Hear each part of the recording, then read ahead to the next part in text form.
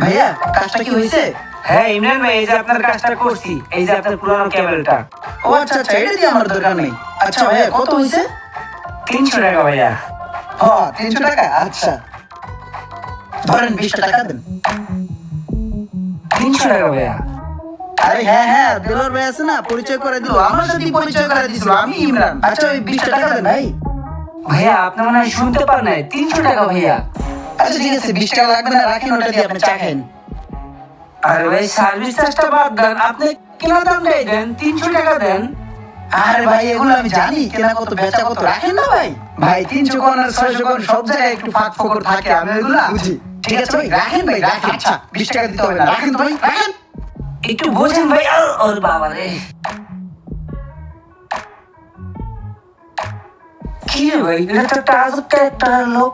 কেনা দামটা চাইলাম, কেনা দামটাও দিয়ে গেল।